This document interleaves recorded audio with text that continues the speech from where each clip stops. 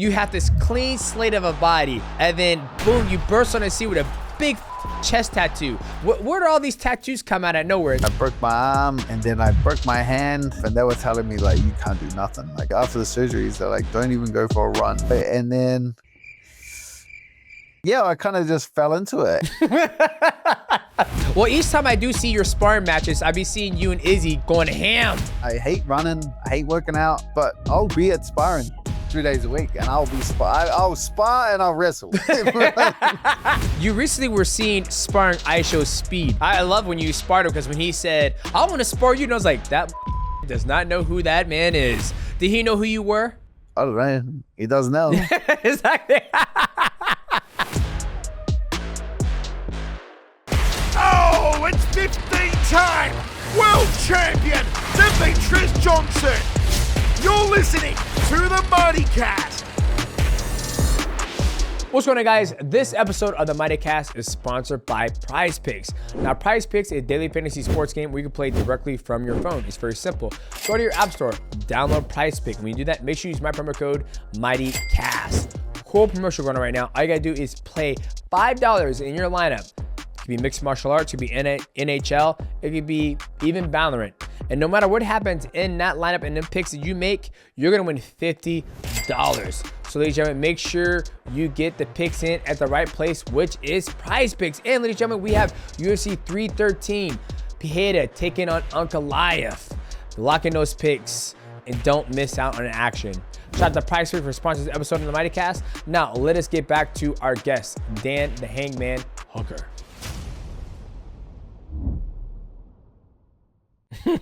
Goddamn, doing a mug shot? I don't have a fancy setup, boys. But you do live in a beautiful country. You couldn't be out in the jungle somewhere with some fucking monkeys swinging from the trees. You choose a mug shot, all white background. You give my beautiful country too much credit. I am myself in a very derelict city. Oh, God. Well, first off, big fan. Thank you for taking the time, man, and I appreciate you coming on the MightyCast. I was looking at your record. You've been in the UFC for a minute, like your longevity. You've been in there since 2014 to 2025. Like, goddamn. Cahoots to you, my friend. Like, a lot of people don't make it. I mean, that's fucking what? If I did my math, that's like 11 years. Yeah, we're coming up on 11 years, so you've been there a while. Still hanging around. You can't kill a weed, brother. I wouldn't call yourself weed. I would say you're a pretty good fighter. I mean, typically, weeds get, they get weeded out. Then they do come back here and there once in a while, but you've been there long time, winning, losing here and there. But right now you're on a 3-fight win streak. Now, I want to talk about the very beginning of your infancy stage, getting into the UFC. I saw that you had some kickboxing in your career. Is that where you started at? Is with kickboxing? No, I actually started my first day of training was like an MMA class. So I walked in straight into MMA. And had quite a lot of MMA. I think I had I want to say like 10 pro MMA fights. And then they kind of just dry, like it got dry on the regional circuit. And so I was just kickboxing to keep myself busy, really. Now, did you just go straight into pro, or did you have any amateur fights? Well, yeah, I was a bit backwards. I fought pro, and then 2 weeks later I fought my amateur fight. So I did it in reverse. I was scheduled for like the amateur fight, and then my coach just comes up to me and he's like, "Hey, do you want to fight pro in a couple of weeks?" And I go, "What's pro?" And he was like, "Oh, it just means like you don't fight with shin pads." And I was like, "Well, cool. I don't want to fight with shin pads anyway." And then so I actually had 6 pro fights, and I was like 3-3, so 3 wins, 3 losses, 6 pro fights before I realized. I asked my coach, I was like, "So how do you work on your pro record? The one you see on the UFC and stuff?" And he's like, "Dan, you've had 6 pro fights. You're 3-3. And I was like, suck it. was like, sit down. I was like, that's on there forever. Yeah. So when you get to the UFC, that's still gonna be there. I was like, that's still gonna be there. I didn't know that was pro. Oh, that's fucking hilarious because it usually is opposite. So you did 3-3. You went 3 wins, 3 losses. Or you said your first fight was pro, and then you went to amateur, or was it all like fuck it, we're pro, we got to stay pro now? No, I was already booked for the amateur fight, so I fought pro, won that, and then I was still booked for the amateur fight, so I did that anyway. I'm not gonna pull out of the fight. Yeah, New Zealand's a bit of a wild west back in the day. You know what I mean? When we first started. It's still a bit of a wild west, so no one really kicked up a stink or anything like that. It wasn't the biggest deal in the world. Okay, well then let's talk about the IFSC stage. I sucked. I sucked. I only been training for 6 months. It's not like I was a pro athlete and the other guy was an amateur athlete. Yeah, I had no idea what I was doing as well. Yeah, so that was there really an amateur scene there, or was it just like, I mean, you're calling, your first fight was pro, but you didn't get paid any money, right? You just fought with no shin pads. Yeah, no money. Yeah, so no money. So we'll go ahead and say that. I got heaps of those on my record though. If we're counting fights he doesn't get paid for, I'm like, okay, you're gonna have to get rid of a lot of fights on my record. You're all like 85 and 62. You're like, well, there was a time in the bar I fought this motherfucker. He spat in my face. What's that mean? It's like that meme where you're just like, you guys are getting paid? Yeah. I'm like, that's what I felt like. Oh, fuck. Okay, well, let's talk about the IFSC stage, because I never forget when I talked to Rob Whittaker, and I was the first fight in Australia in 2012 when I fought Ian McCall. That was like the first time UFC went to Australia, and then they had some amateur stuff there, but you couldn't fight in the cage because it was illegal. Now with New Zealand, what was the IFSC stage like for you getting introduced into mixed martial arts, right? I'm assuming, in middle school, high school, you probably did some sports, but was mixed martial arts or any combat sports around you when you were growing up over in New Zealand? Like it's obviously been around. Like the MMA's got quite a good history in New Zealand, especially the kickboxing side of things. Mark Hunt, Ray Sefo, and those guys were like pretty strong history. But no, I didn't do any kind of martial arts. I just jumped straight into MMA. I went from just playing rugby and rugby league, and then kind of finished high school and didn't really know what to do, and then followed a friend of mine to the gym. I nagged him to take me to the gym. Did one session and I was like, well, looks like this is what I'm doing for the rest of my life. Well, I did an MMA session and then it turned out to be sparring. And then my coach says, yeah, I was like, oh, it's my first time. And he's like, yeah, no worries.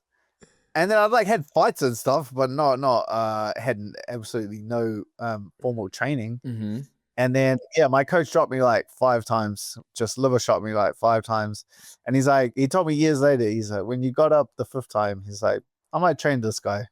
He's like, there's something to him. And then, because I wasn't even really interested in grappling or what, and I did the MMA where we did sparring and double legs. Mm-hmm. And the coach was just like, my friend was just like, it's pretty much just a rugby tackle. So I was like, oh, cool, I could do that. So I was just like rugby tackle, sparring. And then there was a jiu-jitsu class on after. And I was like, man, I ain't going to do all that rolling around on the ground. That's lame. And then I did it.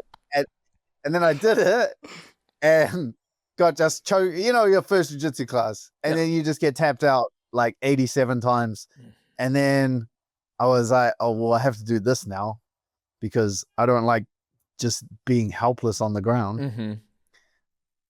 And then I fell in love with it.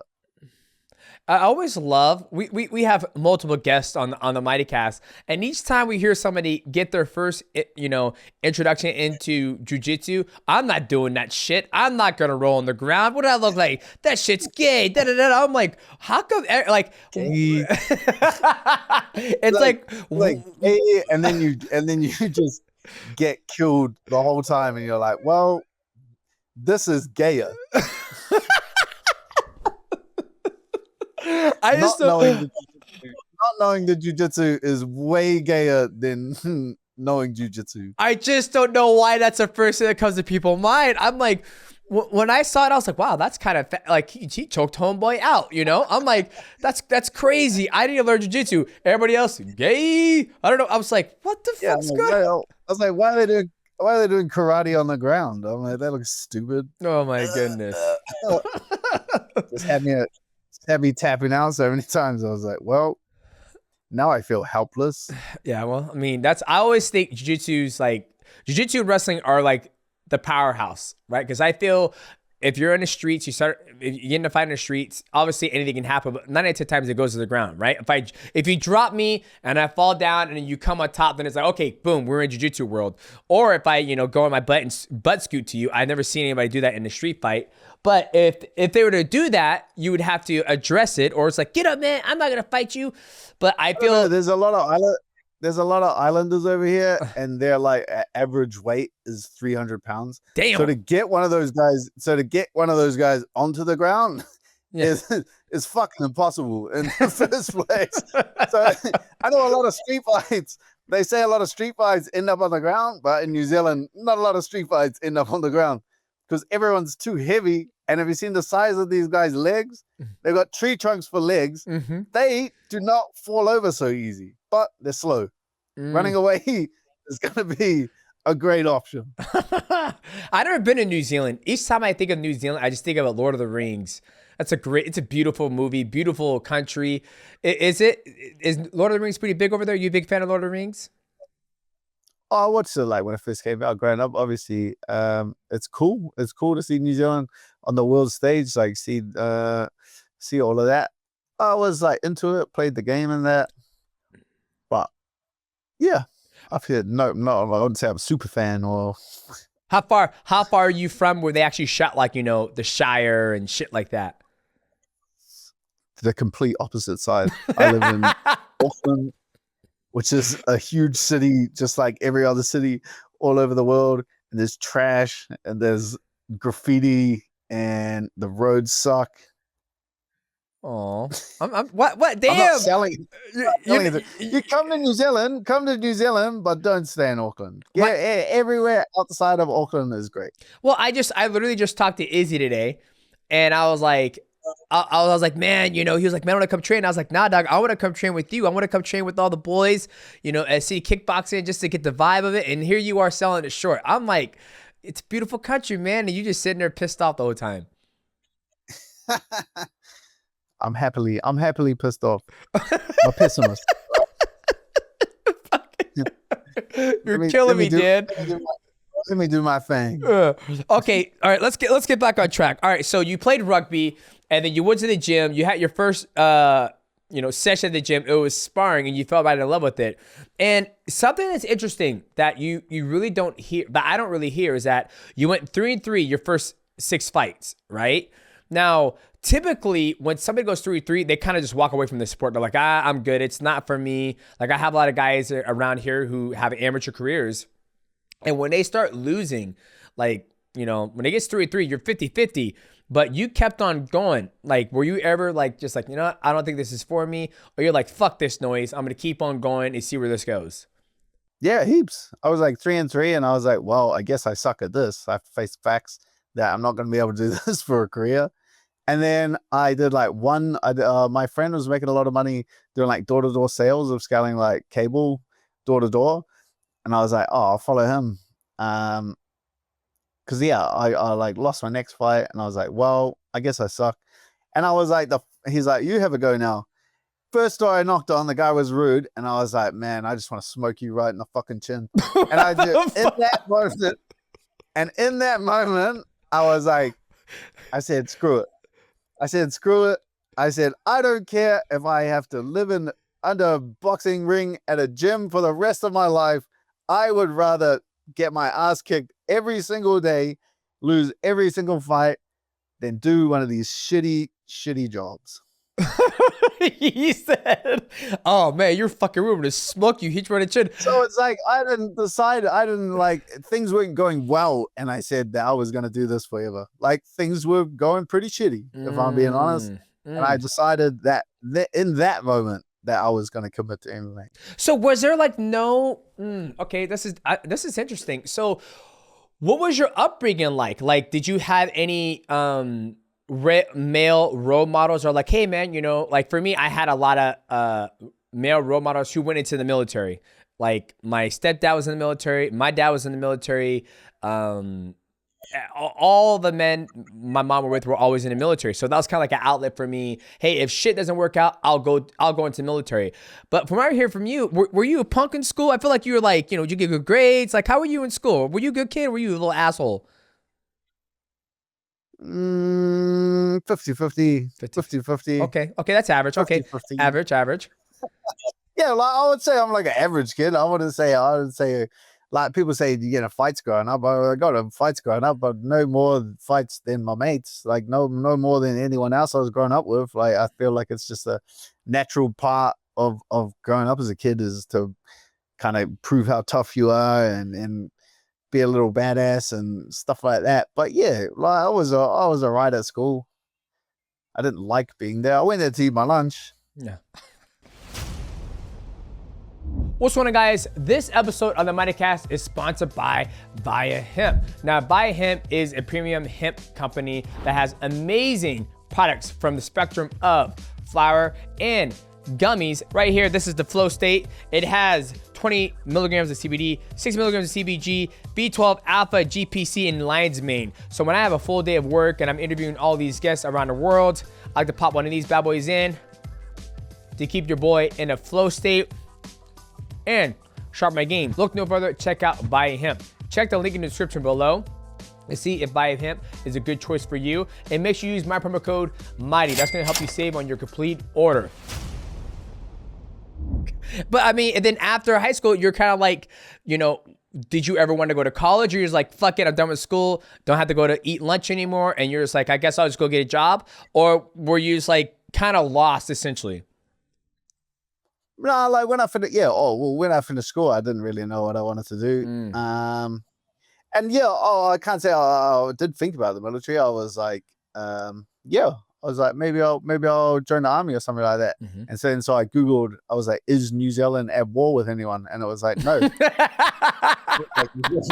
not at war with anyone. So I said, fuck that. I said, why don't I join I'm not going to join the military if I can't shoot anyone. I said, what's the point of that? I'm not going to stand around cleaning my gun. Yeah. So then I've just followed my friend to the gym and found MMA. But especially at that time in New Zealand, there was like no New Zealand, there was no one from New Zealand in the UFC.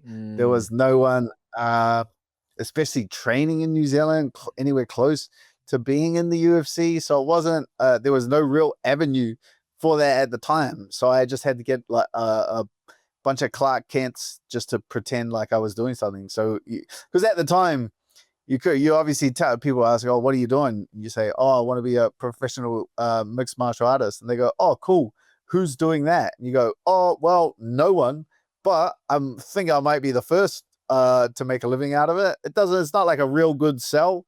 So you just have to get like a bunch of Clark Kents, did a bunch of jobs, worked as a landscaper, then because obviously like working a manual labor job for 8 hours, then going to training is a lot harder. Yep. So then I would sign up to, like I did a business at university. I did a bunch of university courses.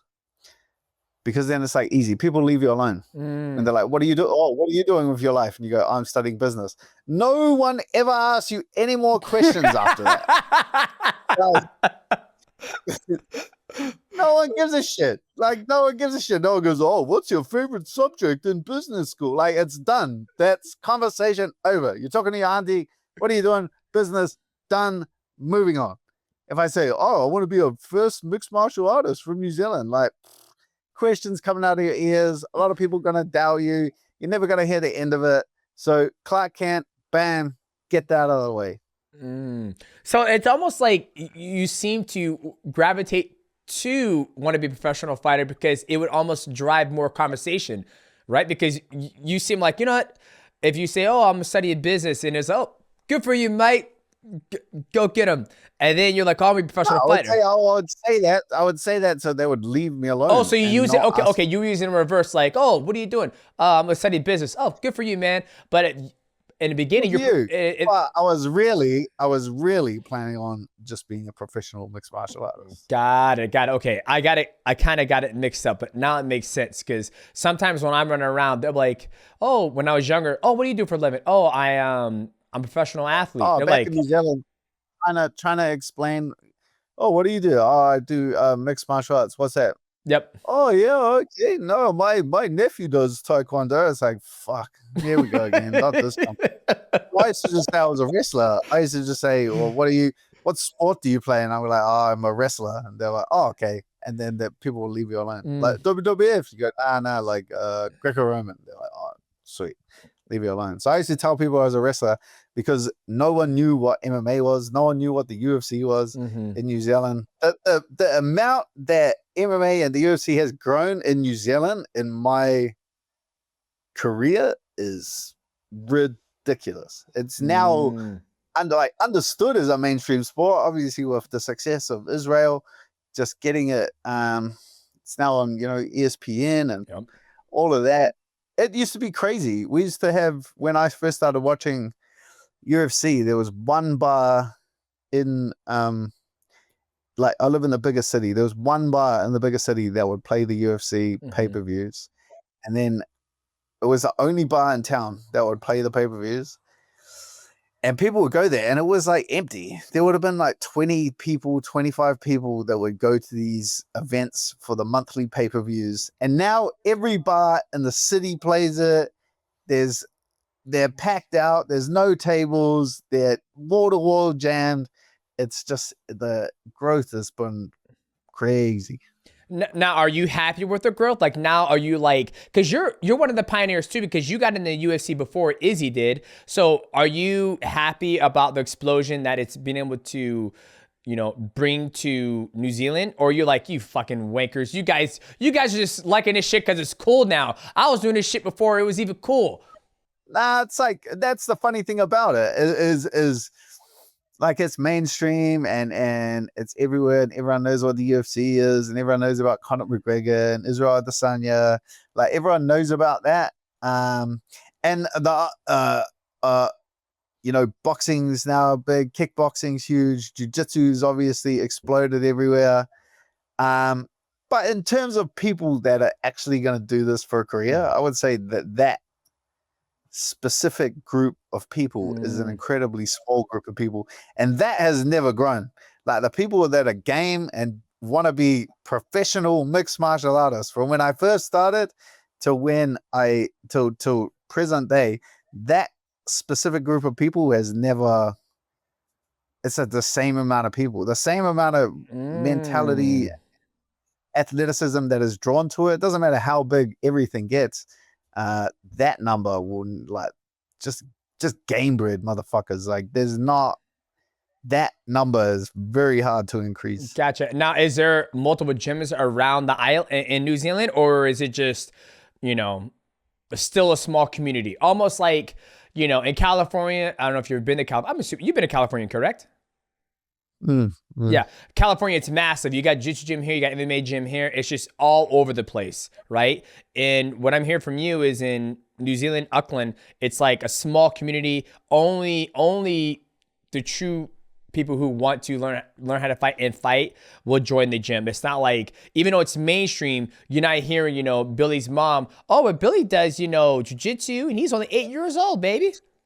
Oh, but all over the country, I'd say the sport of jiu-jitsu is getting a lot bigger than years ago. But kickboxing has just been, that's why I feel like New Zealanders and like the New Zealand, we've got such a rich history of kickboxing. Like that is everywhere, and that level is high. Like you go around to a local show here in New Zealand, or you go to a small town show, and you see the level of the striking and the kickboxing that these boys have is wild. The level is super high, and to be successful at the highest level of kickboxing in New Zealand, it just pretty much puts you on that same tier as like elite level kickboxing around the world. And do you think more people gravitate to kickboxing than mixed martial arts to such a rich history in New Zealand? Yeah, I'd say there's the kickboxing is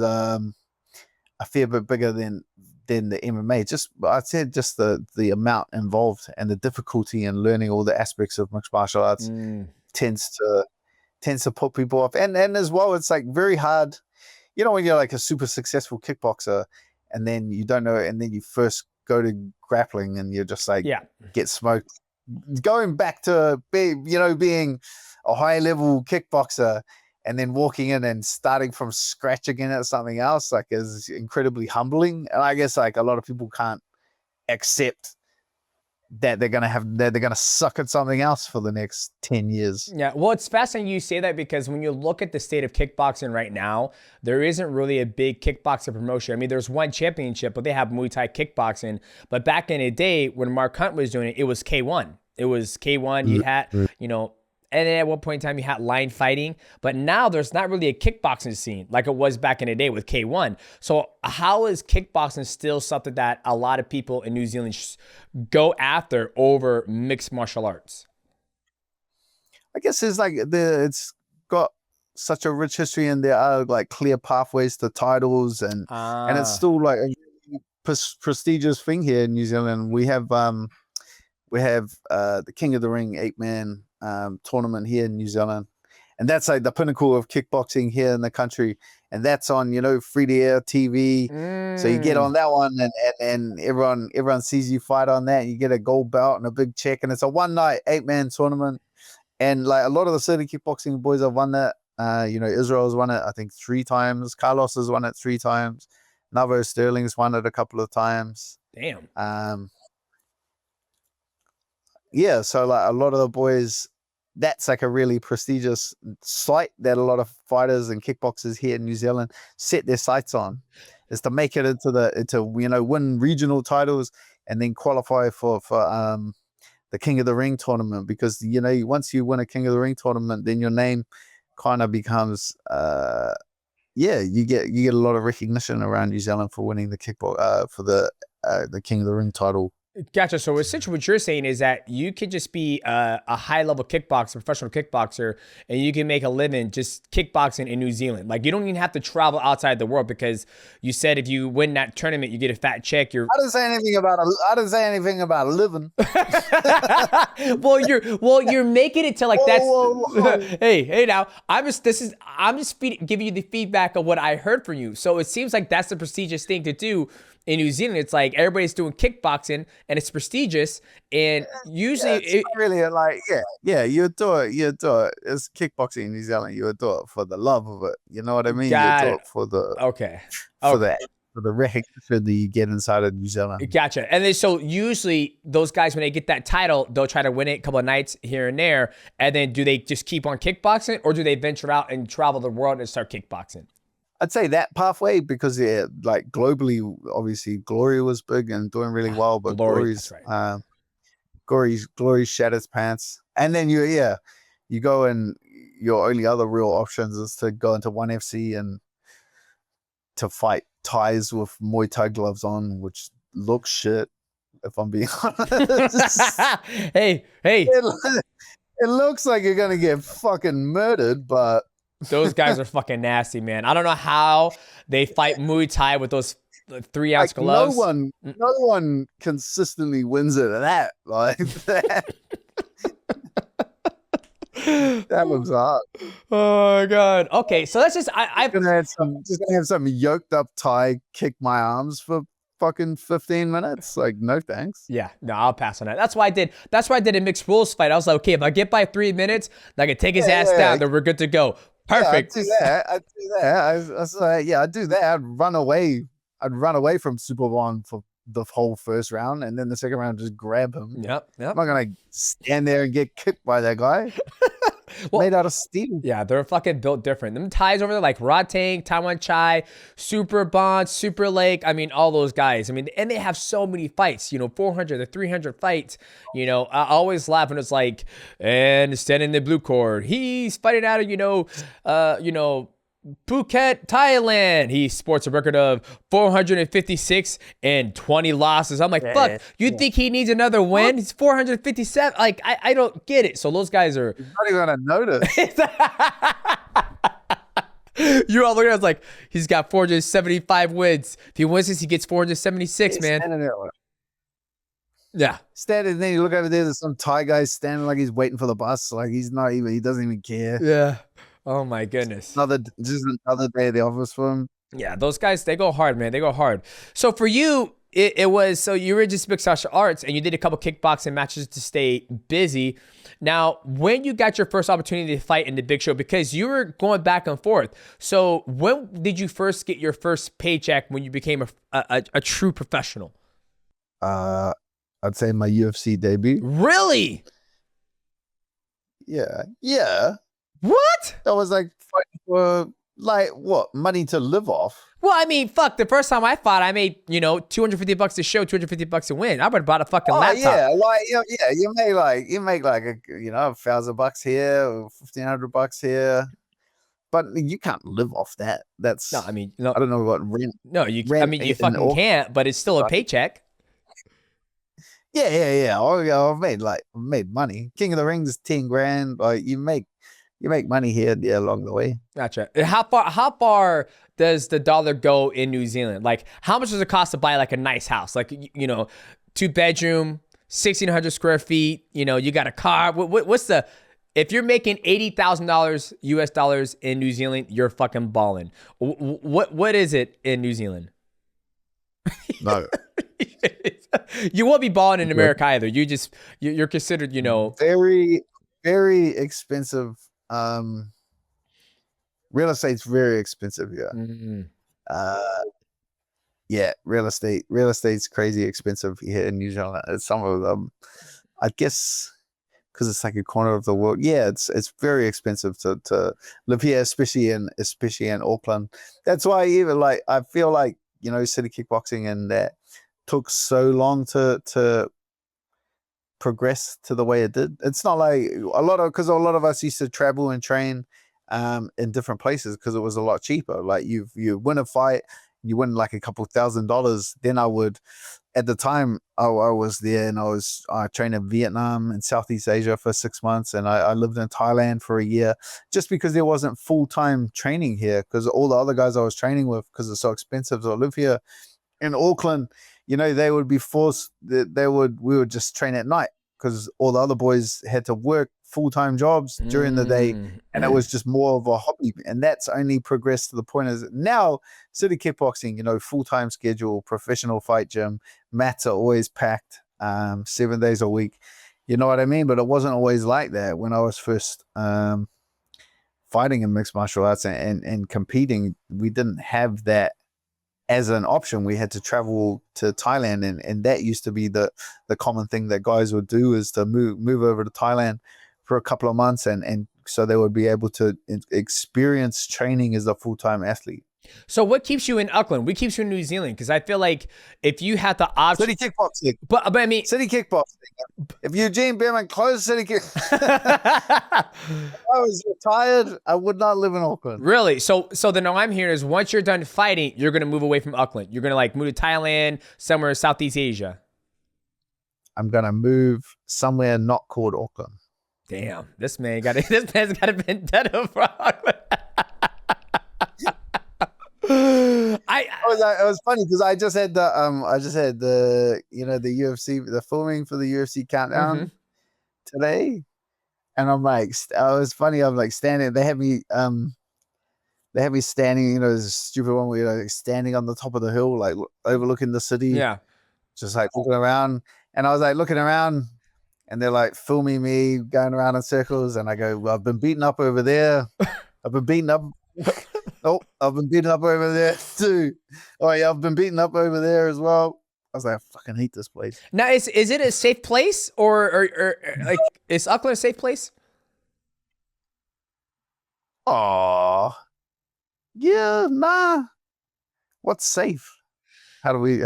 I mean, if I came to Auckland and I'm walking down the street and I'm with my wife, what's the likely chances of me getting, I don't know, beat up? Like, you can walk in Thailand everywhere. Like, I feel like Thailand's pretty safe, right? Like, nah, I feel that. Like, you're yeah, I think it's pretty safe. Oh, okay. Well, shit. I'm trying to gauge what Auckland's like. And when I'm talking to you, when I'm hearing from you, you're just like, oh, fuck this city. It's just expensive. It's this. I got my ass kicked over there. Da, da, da, da, da. I'm looking at my city and I can't wait to leave this motherfucker. That's what I'm getting.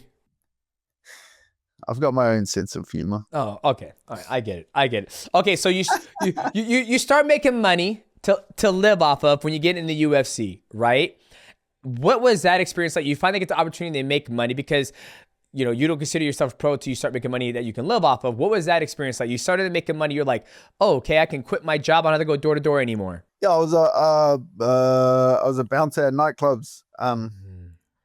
And then I got a UFC contract, and then and then I was able to stop being security at nightclubs. That's a fun job there. I'm not even gonna say that. It's like fighting people in slow motion. It's the best. You're like, oh shit! Oh, he's so slow. Oh, look at this! Oh, dude, he just fucking this blue. It was so slow, right?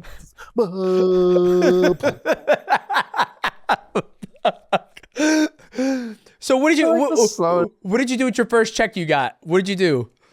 What did I do? Nah, I'm pretty good with money. Oh. If I'm being honest. Okay. Yeah, just like sorted. Yeah, just what was I doing at the time? Nah, just got a place for me and my missus, and yeah, just like it's not a crazy amount. I knew it wasn't a crazy amount of money, and nothing's guaranteed in the sport. So you know, you got to be still pretty frugal at that time. You know what I mean? Yeah. And I feel like it's my dad as well, kept me pretty humble. Like I went back and I was like, well, he's definitely gonna congratulate me for this. He's like, you know, you show it's like, what's that, 8 and 8 at the time. Mm-hmm. So you got like after tax, where you got like, Ooh, I bet you guys get taxed like, fucking bad too, huh? Like 10 grand. And he's like, that took you 10 years. You may as well have got a job at McDonald's. What the fuck? You're like, fuck, Dad. Can you be proud of me for what? For fuck's sakes. Yeah. You're right, though. I mean, I'm good now. Now I'm good. Yeah. Well, it takes time to get to that point, right? I mean, you got a lot of bonuses. I'll never forget the first time I saw you caught my eye when you were in the UFC is when you knocked out Ross Pearson, where you threw that knee up the middle. Like you were tall for the weight class. I believe that's 145, right? That's my first, when I first shifted up to 55. That was when you went up to 55, okay. And you were extremely tall for the division, and you would just throw this knee right up the fucking middle every single time, and you would catch people and drop them and finish them. And so you got a lot of bonuses. So when you got that first bonus, like that 50K on top of your pay, you went back home and showed Dad, like, hey, Dad, look at these zeros. What do you say after that? Nah, I paid for my wedding. That's what I did with my first 50K bonus. Okay. And what's your dad? And I was like, oh yeah, and then I was like, everyone's gonna chip in, you know, help me out. No, because they knew I got a 50 grand bonus, so no one chipped in. I was like, damn it. I had it in Thailand because I was like, if I have it in Thailand, then heaps of people won't come because it's expensive and they got to pay for flights. I invited like 80 people and like 78 people came. I was like, motherfucker. You said, fuck. I thought I'd lose half. You know what I mean? Like, well, you knew if you had it back in Auckland, everybody in their mom would show up, and they were like, "Oh man, it's just right down the street. We can have cake, free meal, free dinner. Oh, let's do it." But you're like, "I got you, motherfuckers." I have it in Thailand. I have it in Thailand. It'd be way cheaper. Well, you know, no one's gonna. I think people wanted to be there to celebrate you and your missus, you guys coming together and seeing your guys' true love and, you know, merging the families together. Fuck that. It was a bad play. Fucking let me go. So fuck that. Okay, where'd you get your nickname, Hangman? There's not a lot of shit that goes with hooker. So you just fucking you can't come up with. Nah. It was my coach. Like I used to catch heaps of like I just catch like sneaky submissions and stuff like that. A lot of rear naked chokes, a lot of guillotines and stuff like that. So, so yeah, I used to early on in my career, I used to get a lot of sneaky little chokes. So went with the Hangman. Okay. Always got it there. It's always got it there. People get better at defending them, but Damn. You hear that car? It sounds like someone's fucking trying to rob your house. Fuck. Oh my goodness. Okay, I want to talk about one of these dope ass fights you had. It was during COVID-19. You versus Dustin Poirier. That fight was an absolute banger because it was the first time the UFC started, showing fights without the crowd, and you can hear just the leather, just the fucking leather, just slapping on both you guys, and you're getting into it too. You're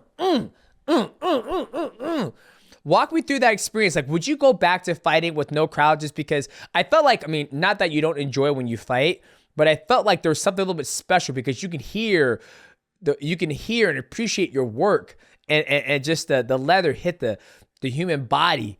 Talk to me about that. Nah, that was lame as fuck. I remember walking out, and I counted 15 people there. I was like. It was like having a sparring match. Like, it was so lame. It's cool now. Now you go back and watch it, you're like, oh, yo, that's a pretty sick fight. But because there was no crowd, I had no idea that it was even a good fight. Like, I thought it was a shit fight. Oh, it was a fuck. At the time, you know what I mean? And then after the fight, I just like sat down on the ground because I was like, no, man. I knew I won the first, but then lost the next 3. So I was like, damn it, lost. And I definitely wouldn't have sat down if there was a crowd and people standing there, because you got that voice in the back of your head just being like, you got to look tough. Yeah. You got to look tough. But because I just thought it, like, you forget about the cameras and stuff like that. That's why fighting in front of live audiences is so incredible, because they really like bring the best out of you and lift you. And there's some people that really rise to the occasion. I thought it, yeah. So to go back and just fight in front of no one, it made me appreciate fighting for a crowd and for the people, and the bigger the crowd and the more pressure and the louder they get, I can't even say the better the fighters, because that was a pretty good fight. That was a fucking banger fight. Like, it's always one of the highlights, and just watching it, and just because I fought during COVID-19, and it was a little bit hard to do it because it felt super intimate, because you can hear the feet shuffling on the canvas, you can hear the corner talk, you can hear every shot, and that's when I actually got knocked the fuck out. So it's very, very intimate. But I remember when you in Dustin Poirier fight, I was like, this is fucking dope, because you can hear everything. And, I'm sorry you felt it was lame because nobody was there, but I fucking enjoyed it. It entertained my black ass during COVID-19. Nice. Yeah. That's what we're here for. Yeah, that's true. To entertain. That's true. How much long you want to fight for? Because you've been doing it for a long time, and you're 34. You're still relatively young, but do you have... I want to cap at 40. You want to cap at 40?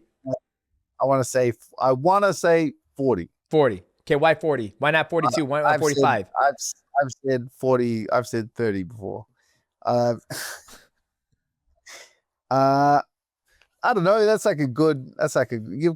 I've got enough money. It's not for money. I genuinely just do it because I like to fight. I like to fight.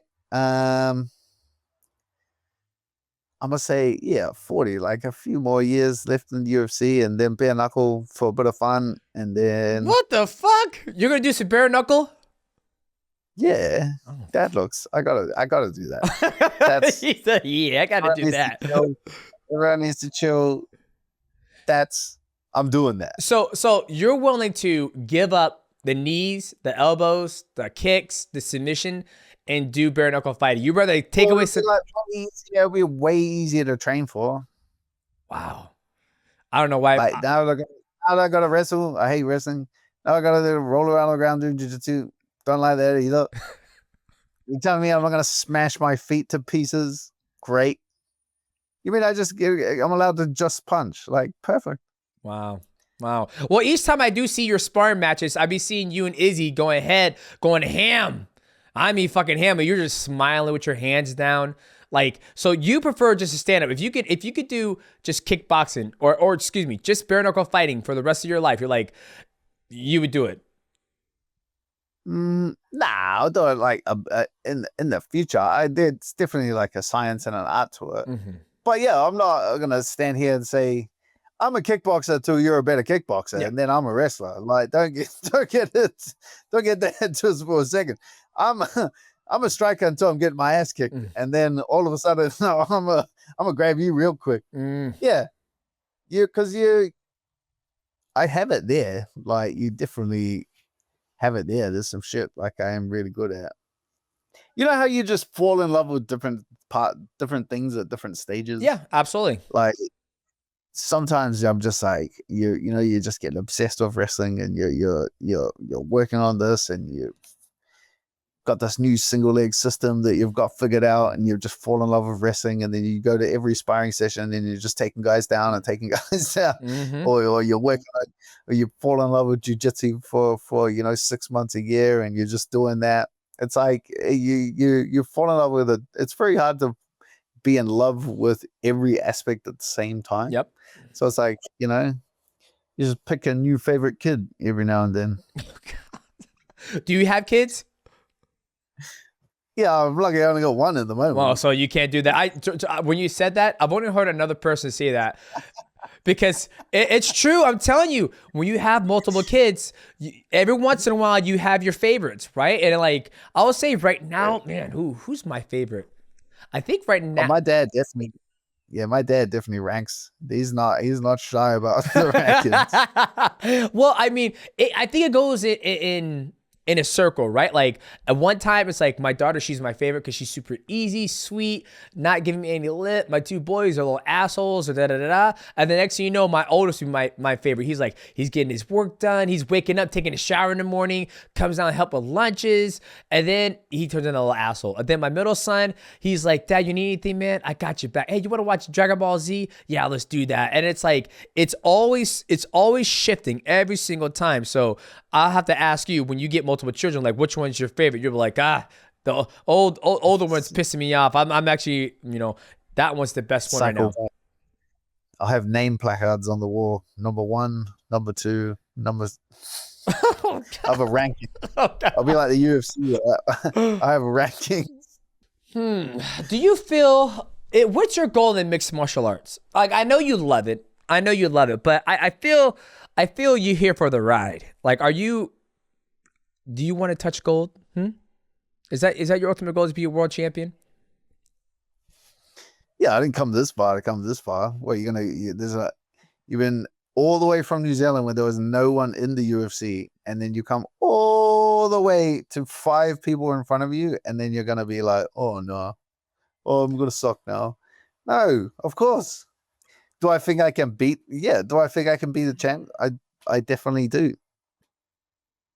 I want to make sure. I just want to make sure you had that in your heart. I'm hearing a wild, crazy, wild West boy talking about just whooping ass and chewing bubble gum. That's what I feel like I'm talking to right now. And I'm all out of bubble gum. Yeah. Yeah. Like, it's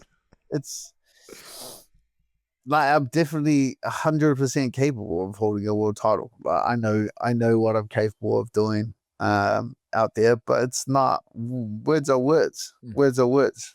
Anyone that disagrees, like, it's my fault that they disagree with that. Okay. All right. I just want to make sure, Dan Hooker. I just want to make sure you got a lot of people rooting for you. You got a lot of people. You got the all of Auckland rooting for you. They want to see you succeed. I know how much you love your country, your city, and I just want to make sure you're going out to be the best representation. Country. Well, hang on. No, New Zealand is the country and Auckland is the city, right? Yeah. I love the country. All the country. Yeah, all the country and your city are rooting for you, okay? I want to talk to you about this. Typically, when you see a lot of gyms, not a lot of gyms, I feel like City Kickboxing is a massive gym, meaning that you guys have the who's who in that area of the world, right? You got Izzy Adesanya, Kai France, Alex Volkanovski, right? Those are like the 4 main guys that I know who come from that gym. What is the atmosphere like when you have killers all around you from different divisions? Yeah, like, it's very easy to stay motivated because there's always someone striving to do something great. Like, we just had Israel train all through Christmas and New Year's and all through the holidays, the whole team was pushing because we knew that Israel had his fight. Every time you come into the gym, it's like an energy thing. There's always people working hard and being invested in it. And City Kickboxing especially is more like a family. It's not like I've gone overseas and I've trained in Asia and I've trained in the States and stuff like that. And I feel like it's more like guys just come in the gym and they're just trying to get their work, you know, like they come in the gym and they're trying to just get theirs, or guys will just show up for training camp, do their training camp, and then after their fight, you will never see them again. Or they take a couple of months off because you should let your body recover and stuff like that. But here at City Kickboxing, you know, if I win my fight, then I'm going to come back in the gym and put my body on the line to help the other boys prepare for their fights. So I feel like it's less about business at City Kickboxing, and it's more of like a family vibe. Now, since you've been fighting for so damn long, what do you credit your longevity to? Right? Like we're talking about at the beginning of the show is that you've been in the UFC for so long, ups and downs career, badass fights, wars left and right. How are you able to continue to fight? Like, what is your recovery routine? Like I don't even know if marijuana is legal in fucking New Zealand, but how are you able to recover? Like, are you doing sauna, ice bath? What's your nutrition like? I know you said you're eating broccoli. You look like a big motherfucker. Look like you probably cut like from 180. That's a lie. I don't eat broccoli. Yeah, you fucking. Nah, I don't sauna around ice bath. I sauna sometimes, more for fun. I don't say like those. Me, I don't major in the minors. You know what I mean? I feel like a lot of guys spend half their time in the ice bath and at physio, and then they're here, and then they're upside down, breathing out their asshole, and doing all this other shit. That doesn't really help you. Like they major in the minors. They spend 90% of their time that's spent not being a better fighter. Like what I spend my time doing is with my striking coach, with my wrestling coach. I'm at sparring. Like I'm always, but I spend 90% of my time. I spend 90% of my time training, learning how to fight better. But that doesn't give you but how are you able to take and like, for example, for me, when I was training, I know you beat your body up and I would beat my body up too. And I would say, people ask me what was my, credit to my longevity. I would say, when I would fight, after I got done fighting, I would take like 2 to 3 months off and not fight. And then at the end of my career, I wouldn't even train mixed martial arts because I don't want to get head to head. I don't want to get any knee damage. I don't want to take any shots to the body. And that's why I think I was able to be in a career for so long, is that I just took care of my body. When I was done for my fights, I would help out and I'll still train a little bit. But when it came to the sparring, when it came to like my recovery, I would do the ice bath and sauna and just stretch. That's why I was able to, stay on top for so long, from 2012 all the way to like 2023, 2024. And you've done the same thing. You're in the UFC 2014 and it's 2025. You're coming on 11 years at the highest level in the world in mixed martial arts. You can't say, I just focus on punching and kicking. But I mean, shit, if that's what you did, God bless you. Everyone do what you do. Everyone like to stay, and I stay fit after I just spar. Like that's how I hate running. I hate working out, but like the fighting class, I'll be at sparring 3 days a week, and I'll spar and I'll wrestle. That's what I'll do. So I feel like I can stay pretty fit off of not training an awful lot of that much. I do my technique classes, getting better, and I spar. That's how I stay fit. Wow, you're just fucking built different. You're just genetically gifted. Because there's a lot of people who can't spar all the time. Like for me, if I sparred all the fucking time, my body would be. Yeah, you see me like when you do it. Like I have fun when I do it. That like is when true. I'm sparring for a fight, and then people saying, you be getting hit in the head too much. I don't.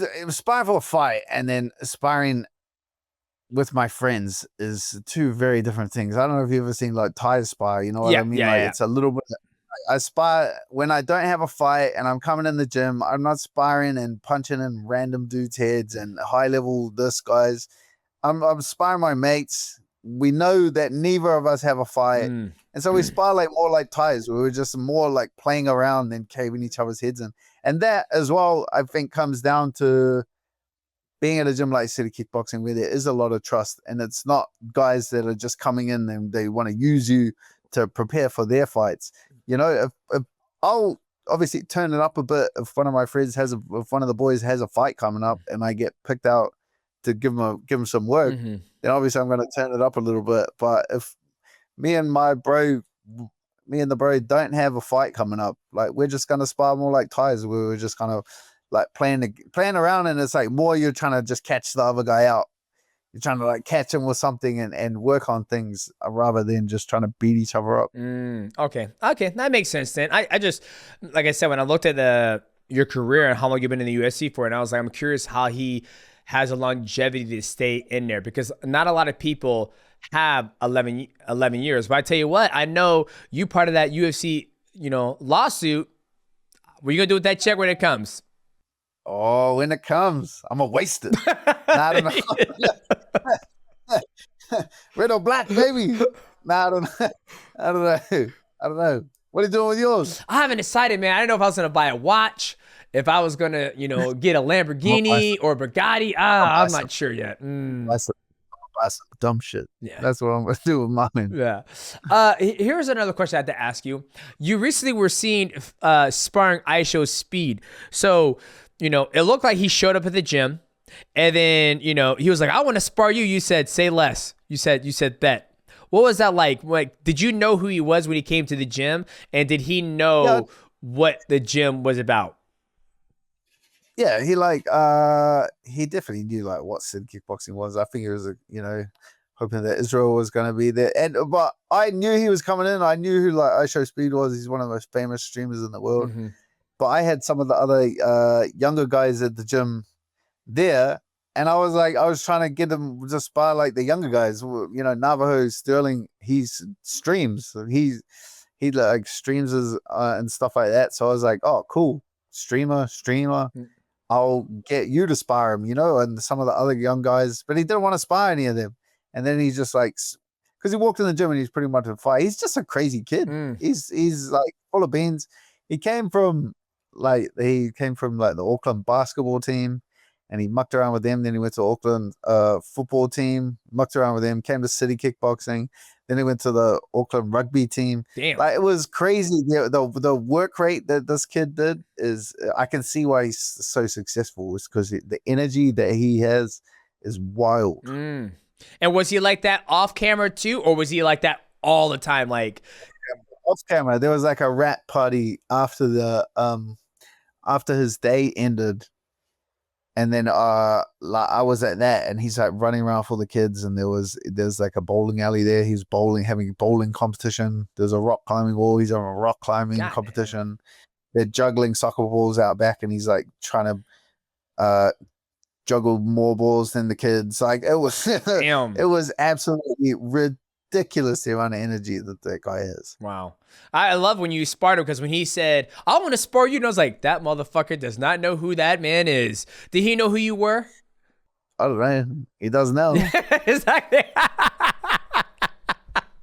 That shit cracked me up. I was like, this motherfucker picked one of the toughest motherfuckers in the gym, and I love you went hard on him too, because you gotta let these streamers know they can't, a lot of it are like, oh, I'm gonna fight and I'm gonna do this. I was like, you guys have no idea. Like, so I say, I didn't fucking just, so they're always coming out. I'd walk in to a briefcase to your office and start sitting down telling you guys what to do. Like, they think they can just walk in here, put some gloves on.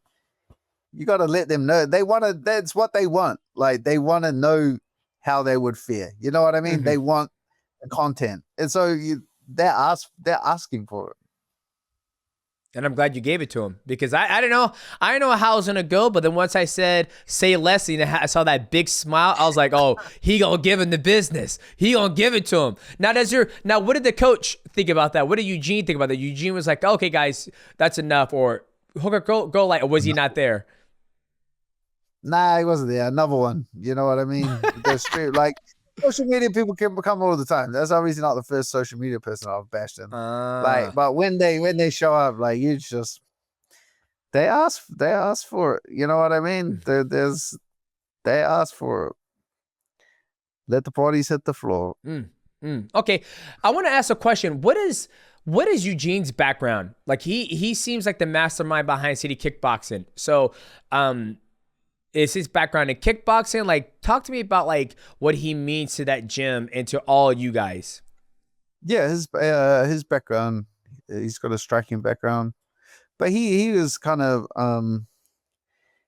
he was, I would say, like he's had a lot of MMA fights as well, and he was like fighting from the ground, like kind of when the MMA was first kind of coming together. But he's definitely from a kickboxing Muay Thai background. I think he's had about 50 fights in striking, and then obviously all his MMA fights and stuff like that. A lot of them are not even recorded because they were such like underground shows that he was competing on, and so he's been doing it a lot longer than I've been doing it. When I first started fighting MMA, he was like the man. He was the New Zealand welterweight champion and stuff like that. So I definitely known about Huge for like a very long time. But yeah, he's definitely the person with the vision. He was the one that saw all of this. He was the one that like orchestrated everything and put everyone in the places that they needed to be. And was he your first? He wasn't your first coach, right? Like, so how did you get hooked up with Eugene? I was at the time he was fighting my he was fighting my teammates. He had fought a couple of my teammates, so we wouldn't. It was like more of like a rival. He was from a rival gym kind of situation, and then we started competing. There was a few guys, like a handful of guys from New Zealand that started competing internationally. And then it's like, so we're not even fighting each other. Why can't we train together? So we kind of set it up, and they had we'd all just meet up and get some training in together, get some rounds in together. And, a couple of the boys from City Kickboxing would come down. Then Eugene started coming down. And kind of when I got in the UFC, he like would help me prepare for that. He was like help be but more as like a training partner role. He was not like real, you should be doing this, you should be doing that. He wasn't telling anyone what to do or anything like that. He was more just like a training partner role at the time. And then when I went and trained overseas and came back to New Zealand, he had really developed the City Kickboxing into like a full-time program where the guys they had like a real strong system of learning that he then had in place. So guys weren't just working out for the sake of working out or breaking their bodies down. They were consistently had a program and a system that was put into place so everyone could just continually just level up and level up. So he's kind of like the Nick Fury of the Avengers, because I'm assuming like you trained at a gym that was different from Izzy, and then Izzy trained from a different gym from Kai, France, and then you guys all trained at different gyms, and then eventually you guys all came together and trained under Eugene. Me and Kai are from the same gym. Oh, you and Kai are from the same gym. Okay, and then what about Volk? And then Volk's Volk's from Australia. Like he comes over and trains, and Eugene's has some input on like his strategy and game planning, and obviously helps Joe Lopez kind of corner him and stuff like that. Okay. Carlos is from a different gym, Navajo's from a different city, and it's just now what he's built. It's hard to not, the system and program that's in place at City Kickboxing for a professional athlete is kind of where you need to be. And why do you think, what makes you think, because you train all over, you train in Thailand, you said before, you train in different areas. What makes it different than everywhere else that you've trained? Is it just his methodical in his mind, the way you approach the fight, or how you approach your training camp to the fight? What makes it different from all the other places? Yeah, I would say that you just saved my ass like a lot of time because he is that slow and steady, methodical, just continual progression, and not at the expense of your health. Like, we don't spar real hard at City Kickboxing. Like, everyone has to wear headgear. It is controlled. Like, it's not like war sparring. It's a super family friendly environment. We all just take care of each other. You know what I mean? That's why there's not a lot of guys from City Kickboxing pulling out with injuries. Like, you don't see us pull out from injuries all the time. Like, a lot of guys get injured when, obviously, like, competitive, but there's a difference between like competitive and then just guys like wanting to get one up on you. You know what I mean? There's not that kind of attitude in the gym. We push each other to the absolute limits, but you know, none of my training partners like push it to a point where they're gonna tear my knee or slam me on my shoulder and take something out of place. So you definitely need that group of guys that level's high. We're all competitive, but then also we want to see each other succeed and do well. Gotcha. Okay, I was curious because I feel like he's a big figure for you guys when I see him. And then I remember the last time when he was getting ready to, when Izzy was about to fight, he was talking about like how important it is for him to, you know, obviously succeed. And, you know, I see, you know, him in your guys' corner. And I was like, I'm curious because he almost reminds me of like my Matt. Like, everybody has like their figure that motivates them, that kind of orchestrates their training in the master behind, you know, in the kitchen. And I wanted to see what was his background because I've never seen him fight before, but you guys listen to him like he got something to say, and it seems important you guys listen to him. Yeah, all of our coaches at City Kickboxing have all fought. They've all fought quite a lot. Our wrestling coaches, our striking coaches, our grappling coaches have all been fighters. So then I feel like it's a lot easier if a guy's been in there and experienced it and had that have those wins and had those losses and fought injured and fought sick. So when they tell you to do something, you're a lot more, as a fighter, you're a lot more receptive to listening to it, as opposed to someone, you know, say we coach you never fought and you'd be like, just go, just attack. You're like, motherfucker, you've never attacked anyone in your life. Oh God, that reminds me of one of the movies they were doing. Like, it was a military movie, and he goes, all right, we're gonna do X, Y, and Z, and she goes, how many fucking jumps have you done? He goes, in real life, none. Simulation, 20. She goes, what the fuck? Who put him in charge? So I can understand that. I want to talk about your tattoos. I felt like you have this clean slate of a body, and then boom, you burst on the scene with a big fucking chest tattoo. You didn't ease into it. Where do all these tattoos come out of nowhere? It's like, did you finally get enough money to get them, or were you like, I think it's time to start getting ink? To be honest, I never had a serious injury. And then I broke my hand, and then I broke my arm, and then I had surgery on my arm, and then I re-broke my arm. So I had like 3 right arm breaks on the trot in a row. So it was like, that's a lot of time off. And they were telling me like, you can't do nothing. Like, don't after the surgeries, they're like, don't even go for a run. Like, don't damn, don't get your, you know. So, and then yeah, I kind of just fell into it, and it was pretty, it's like pretty similar to a fight. Like, the night before, you're just like, oh, you know, you're having to prepare. And then obviously during it, you have to just stay very calm during the fight. And then, because I felt like the mental side of things and the mental processes that you went to were pretty similar. Because, yeah, I only have like real big tattoos, like real big pieces. It's not like, you know, I love Sarah on my arm or something stupid. Like, I've only ever sat down for full days or 2 day sessions.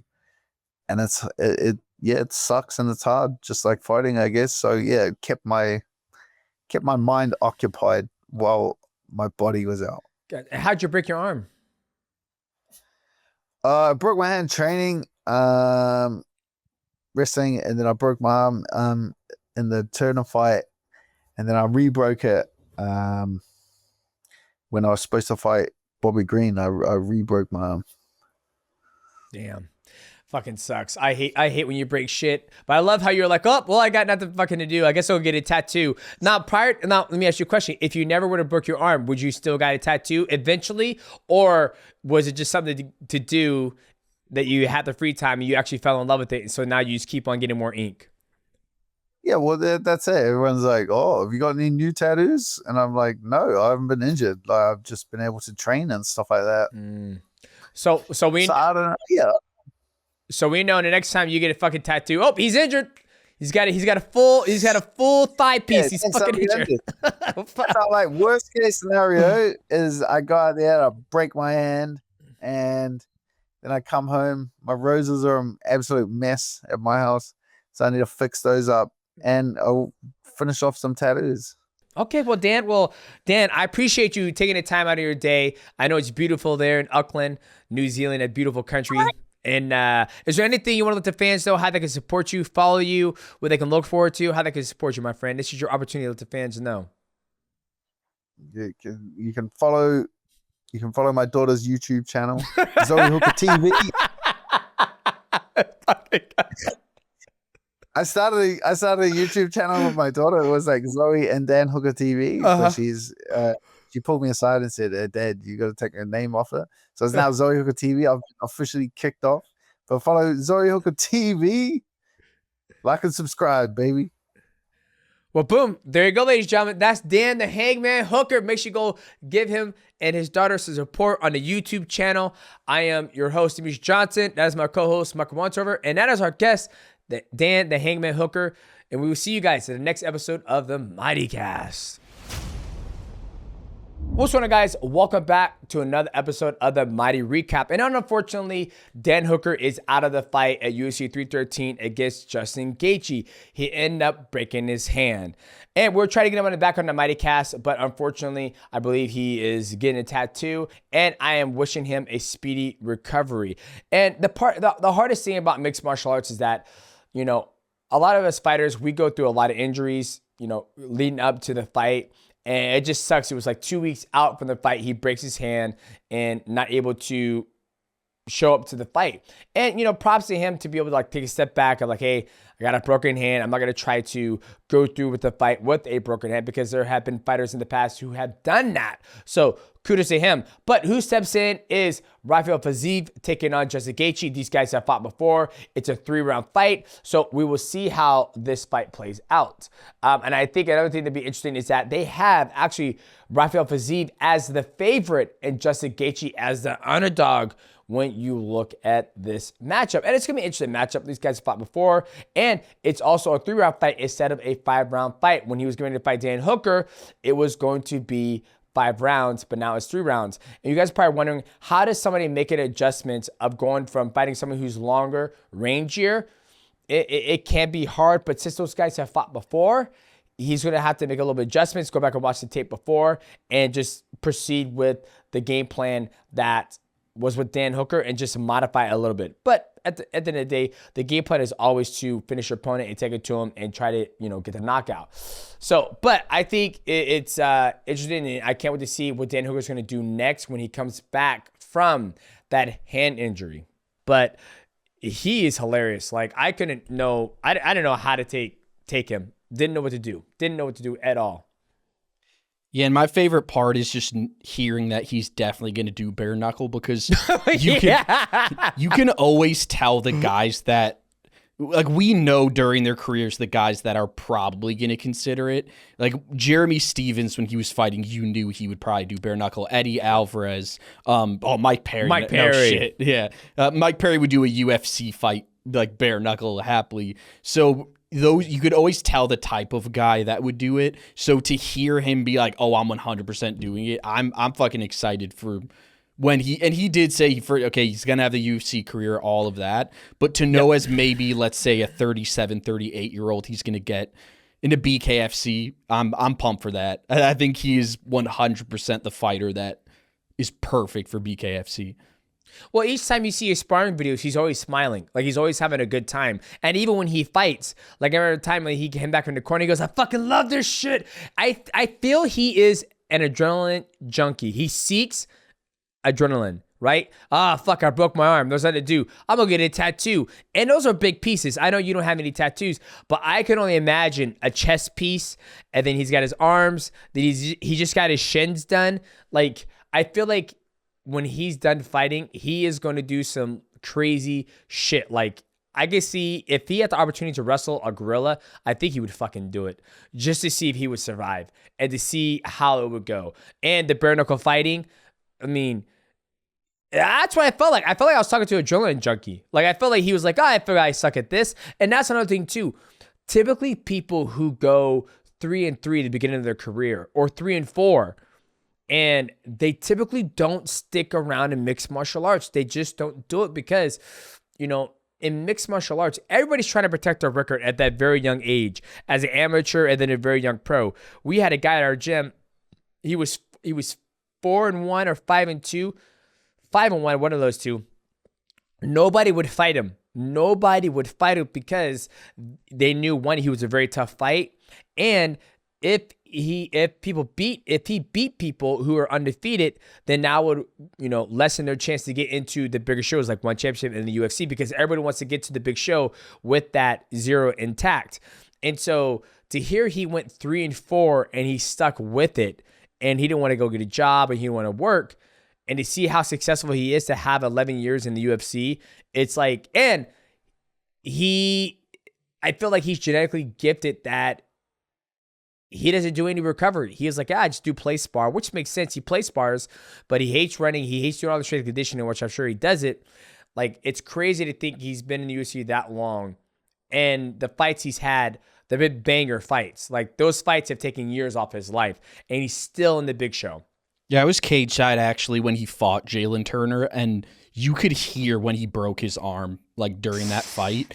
And I'm pretty sure it was in the first round. I'd have to look it back, but it was in the first round or early second round, a super competitive fight, and he won. It was fucking insane. Like, he won a fight with, like, you could tell something broke with the sound that it made. And I believe it was him blocking one of Jalen Turner's kicks, if I remember properly. And Jalen Turner is just like a fucking massive lightweight. Like, it makes no sense that he even can make lightweight.